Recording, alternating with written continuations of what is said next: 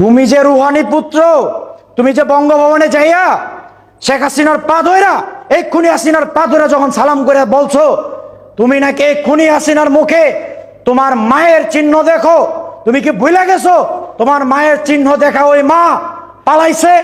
সমাজ কত বড় স্পষ্টবাদী লোক তুমি খুব ভালো করে জানো, কারণ আমরা একসাথে রাজনীতি করে এই পর্যন্ত আসছি। এই গণ অধিকার পরিষদের প্রায় ৩০০ প্রোগ্রামের পিছনের সংগঠকদের একজন আমি। শৃঙ্খলা আমরা নিয়ন্ত্রণ করছি। অতএব তুমি সেই রেডি প্রোগ্রামে এসে বক্তব্য দিছো। তোমার একটা কথা বলি, তুমি যখন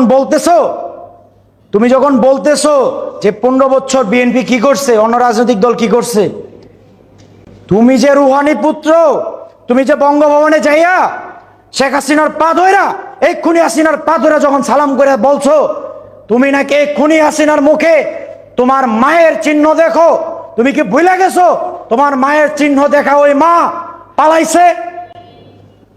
তাইলে আমি এই জনগণদেরকে প্রশ্ন করতে চাই, আওয়ামী লীগের বিটিম এই রুহানি পুত্র, খুনি হাসিনা পুত্র, এই ফ্যাসিস্ট নূর কিভাবে এখনো পর্যন্ত সারা বাংলাদেশে বিভিন্ন জায়গায় দলীয় ব্যবসা, চেয়ার ব্যবসা, বিভিন্ন পদবীর ব্যবসা সে করতেছে?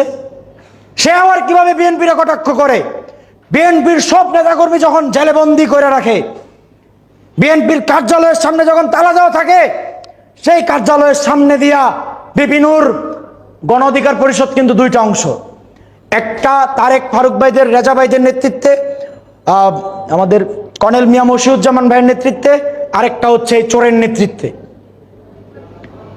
গণ অধিকার পরিষদকে কলুষিত করছে এই চোরানুর, এই রুহানি পুত্র, খুনি হাসিনা পুত্র নূর। আজকে বিএনপির পার্টি অফিসে বন্ধ করে রাখে এই ফ্যাসিস্ট হাসিনা, আর এই বিএনপির পার্টি অফিসের সামনে দিয়া এই রুহানি পুত্র, হাসিনা পুত্র মিছিল করে।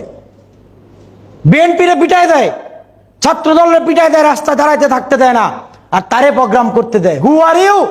You are the son of খুনি হাসিনা। তুমিই বলছো তোমার মায়ের প্রতিচ্ছবি তুমি দেখ